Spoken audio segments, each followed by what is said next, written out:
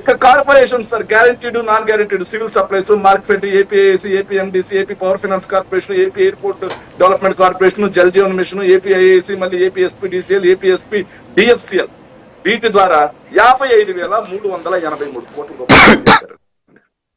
ఇక అమరావతి కోసం sir self sustainable city అన్నారు సార్. అమరావతి కోసం వరల్డ్ బ్యాంక్ ఏడీపీ నుంచి 15,000 కోట్లు, హడ్కో నుంచి 11,000 కోట్లు, కేఎఫ్డబ్ల్యూ నుంచి 5,000 కోట్లు వెరసి 31,000 కోట్లు చేశారు సార్.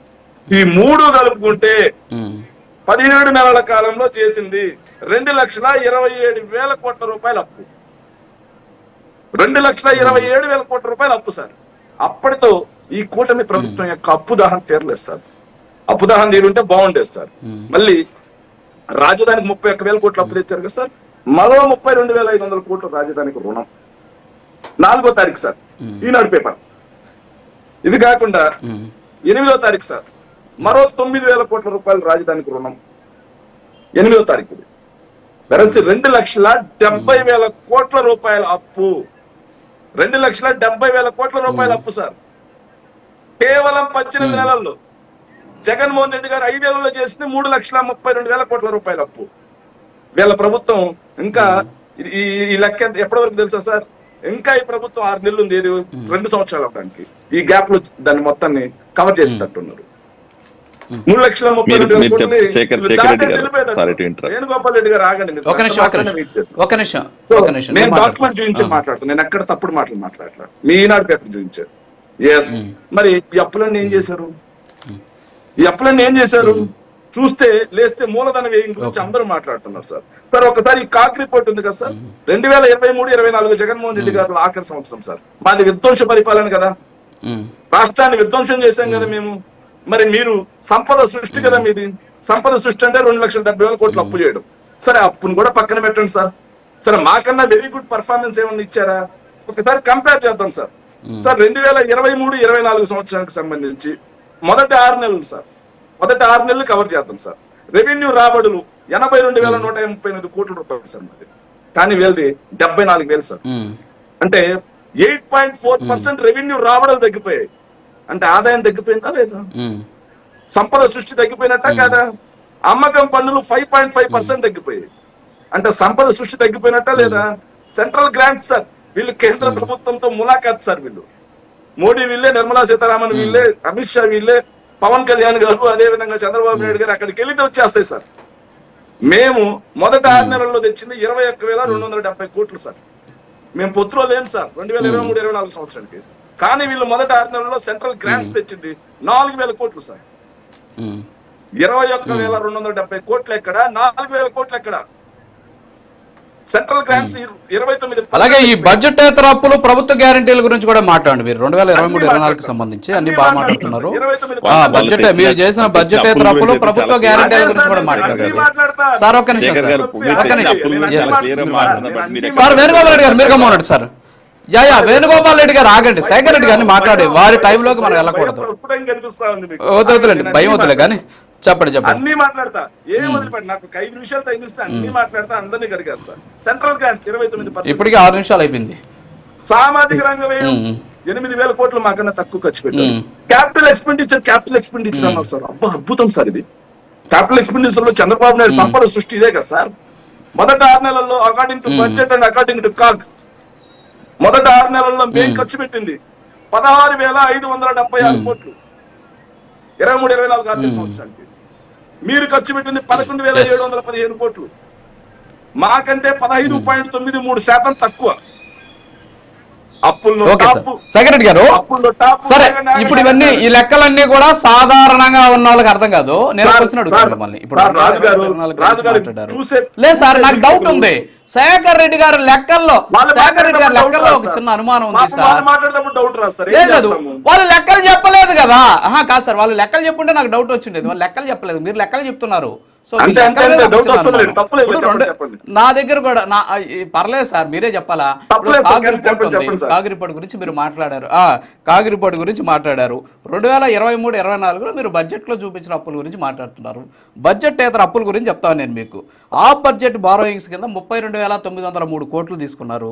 ప్రభుత్వ గ్యారంటీల కోసం 2,23,004 కోట్ల రూపాయలు ప్రభుత్వ గ్యారంటీలు ఇచ్చి తీసుకున్నారు. మొత్తం 2023-24 మీరు చేసినటువంటి బడ్జెటేతర అప్పు కలిపి జిఎస్డిపిలో 34% అప్పులు తీసుకున్నారు. ఇది నేను చెప్తున్నది కాదు, కాగ్ నివేదిక 2023-24లో ఉన్నటువంటి కాగ్ నివేదిక చెబుతున్నటువంటి వాస్తవాలు ఇవి. ఎట్ ది సేమ్ టైం మీరు 2023-24లో మీరు మూలధనం కోసం అంటే ఏదైతే సంపద సృష్టి కోసం పెట్టినటువంటి డబ్బు కూడా 24,061 కోట్లు ఉంది. సో దాన్ని కూడా అంగీకరిస్తాను నేను. సో దీని గురించి ఒక చిన్న క్లారిటీ నాకు. సార్ మూలధనం ఏమన్నారు కదా మీరు, చంద్రబాబు నాయుడు గారు 2014 నుంచి 19 మధ్యలో పర్ఫార్మెన్స్ తీసుకోండి సార్. మొత్తంగా సగటున ఏడాదికి ఆయన ఖర్చు పెట్టింది 13,860 కోట్లు మూలధన వ్యయానికి. వైఎస్ఆర్ కాంగ్రెస్ పార్టీ 2 ఏళ్లు కోవిడ్ మూలధనం మీద ఖర్చు పెట్టే పరిస్థితి లేదు. ఎవరు కూడా బయటకు వచ్చి వర్క్ చేసే పరిస్థితి లేదు. అయినా మూలధనం మీద మేము ఖర్చు పెట్టింది 15,632 కోట్లు యావరేజ్ మీద. చంద్రబాబు నాయుడు గారి కంటే 2,000 కోట్లు ఎక్స్ట్రా ఖర్చు పెట్టాం మూలధనం మీద ఏడాదికి, సంవత్సరానికి. మరి పర్ఫార్మెన్స్ ఎవరిదండి? సంపద సృష్టి ఎవరిది? సంపద సృష్టి ఎవరిది?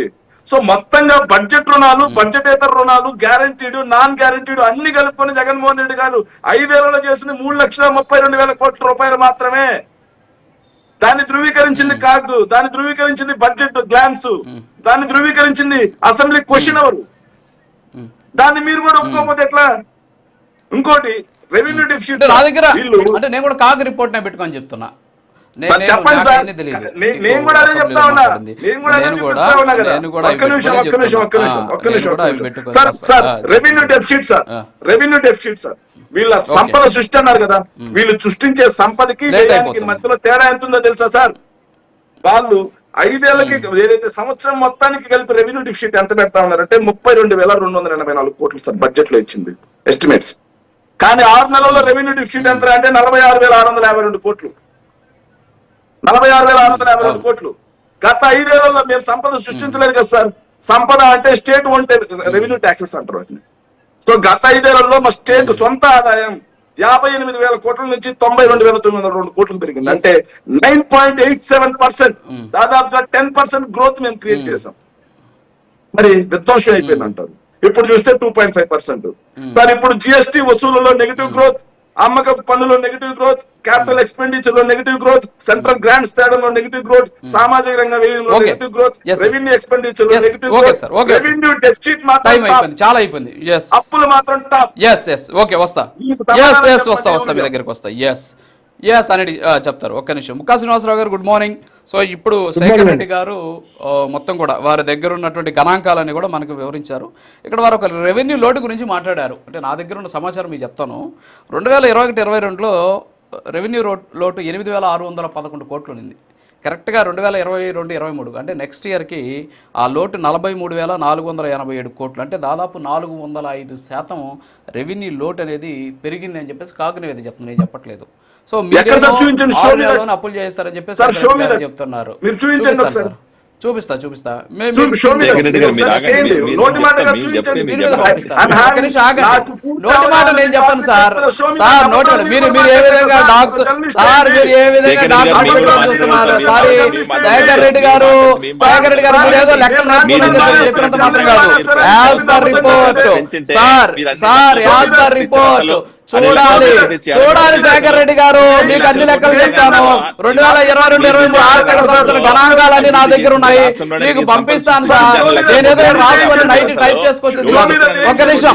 శేఖర్ రెడ్డి గారు ప్లీజ్, శేఖర్ రెడ్డి గారు ప్లీజ్, శేఖర్ రెడ్డి గారు ప్లీజ్, శేఖర్ రెడ్డి గారు ప్లీజ్, శేఖర్ రెడ్డి గారు ప్లీజ్ ప్లీజ్ ప్లీజ్ ప్లీజ్ మాట్లాడు. ఒక్క నిమిషం చూపిస్తాను, అన్ని చూపిస్తాను మీకు. ఒక్క నిమిషం వెయిట్. శేఖర్ రెడ్డి గారు అలా మాట్లాడదు. నేను మీకు నివేదికలు చూపిస్తానండి. ఒక్క నిమిషం. సారీ అబద్ధాలు మాట్లాడాల్సిన అవసరం లేదు. మీరు బడ్జెట్ గురించి మాట్లాడతారు, బడ్జెట్ ప్రభుత్వ గ్యారెంటీల గురించి మీరు మాట్లాడట్లేదు. ఆ రోజు ఒక నిమిషం అంటే గ్యారెంటీ. ఇప్పుడు ఒక్క నిమిషం సార్ ఖచ్చితంగా మీరు రాజకీయాలు వదిలేస్తారా? వైఎస్ఆర్ కాంగ్రెస్ పార్టీకి రాజీనామా చేస్తారా? వైఎస్ఆర్ కాంగ్రెస్ పార్టీకి ఖచ్చితంగా చేస్తుంది. ఎస్ మీ సవాల్కి నేను ఒప్పుకుంటాను. రైట్, మన ఇద్దరం మీరు నేరుగా నిరూపిస్తే మీరు రాజకీయాలు వదిలేయండి, మీరు వైసీపీకి రిజైన్ చేయండి. నేను జర్నలిస్ట్ గా పక్కన పెట్టేస్తారు. చిన్న ఎగ్జాంపుల్ చెప్తాను. అరే ఇదిగోండి సార్, ఇదిగోండి సార్, ఒక్క నిమిషం సార్, ఒక్క నిమిషం అయినా ఒక్క నిమిషం చూపిస్తానండి. వెయిట్ అంటే మీరు ఇప్పుడు చెప్పిన లెక్కలన్నిటి, ఇప్పుడు మీరు చెప్పిన లెక్కలు మీకు అనుకూలంగా ఉన్న లెక్కలు కాదు ఇక్కడ. వెయిట్ నేను రిపోర్టే ఇస్తా. ఆ పేపర్ లో నాకు అవసరం లేదు. ఆ పేపర్ ఒక్క నిమిషం సార్. ఈనాడు సాక్షి చదవద్దు సార్, ఇక్కడ మీరు ఇక్కడికి వచ్చి సాక్షి చదవద్దు సార్. వెయిట్ సార్, చూపిస్తా. Wait please control. అరే నేను చూపిస్తా. ఎప్పుడు అది చూడండి ఆ రిపోర్ట్. ఒక నిమిషం ఆగండి, నేను చూపిస్తా ఉండండి. మీకు వెయిట్ చేయండి, చూపిస్తా అన్నాను కదా. ఎందుకు డివేట్ అవుతుంది? వెయిట్